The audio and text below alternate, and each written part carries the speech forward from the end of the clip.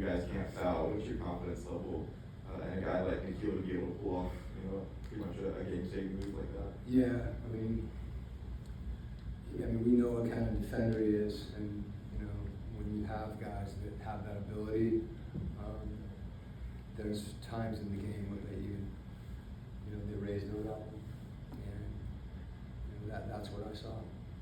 Just those situations are hard because whether you're switching or not switching, it just has to be great communication. It involves like really reading what's happening, and it was really good, as you said.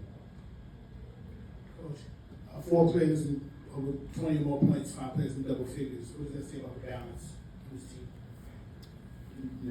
We didn't think we were sharing the ball like we could have as much in the beginning of the game. And some of that was because they were cross-matched, they were switching 1 through 5.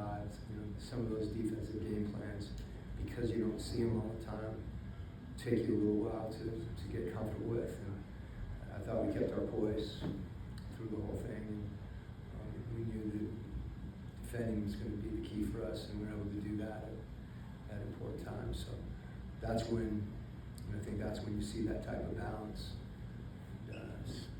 Usually that's, most of the time, it's reflective of guys being unselfish and finding each other. To that point, Coach, the last 3 minutes of the game, you were able to keep the Hornets scoreless. From your vantage point, what plays did you see that really impacted that?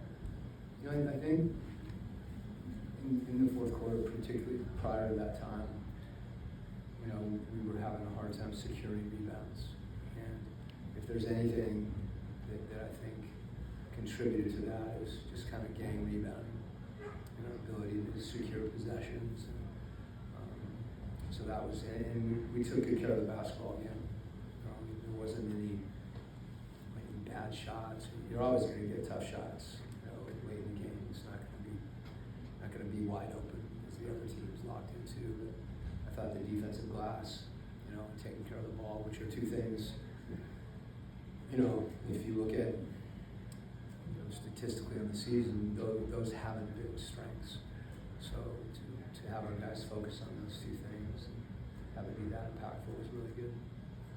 Coach, speaking of leaving people wide open, clearly the Hornets left Dyson open to shoot those threes a couple of times. He took a couple, he didn't make them, but that didn't really affect his aggressiveness. He decided to go inside, hit a lot of floaters, season high 22 points. Yeah. I think he finished 10 of 17. So just for him, clearly teams are saying, we're going to give you that shot. But then instead of just settling for that, he decided to go downhill and made some big plays tonight. It's a great point. I think sometimes teams want to bait you into an early shot. And, we were playing pick and roll with their 5 defensively, in the early part of the game. It did do that to a certain degree, but we're kind of, the way we play, if our spacing is, random at times. I think one of the things you found is Dyson, in the strong corner or kind of on the edge there, under the not deep under the basket. That allowed him to play off of other people. And then, as you said, you got to stay aggressive.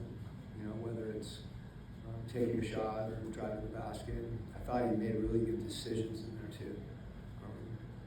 Because when you get it's crowded in there, he was able to. Sometimes it was just the threat of him passing out that created the shot. So that coverage, across match is not uncommon, and it'll help us. We've seen it in a couple other situations. We saw it against Rollins early in the game, but we saw it more tonight. And I thought our guys did a really good job of handling. It's very similar, as I said, to when people start switching, which we say they did with the Abate in pick and roll. At first, it surprises you a little bit, but as the game progressed, that's where us playing collectively, I think, really helps. Coach, I know Charlotte's probably not the fastest paced team, but you gave up 0 fast break points tonight. Do you feel like that's something that you're progressing with? Yeah, it's a huge point of emphasis for us because I think there's been some games where we gave up points in the paint too much. That's been something people have really tried to do is drive us, but it's hard to prevent that in transition in the open court, so hopefully we can continue to do that even more in the half court and keep people out of the paint. But that takes a real discipline, not just to run back, but to not run with your man, which is just, sometimes it's hard, it's just counterintuitive. You want to match up with your guy. And we've really got to focus on, not giving them anything easy, no matter who you're guarding.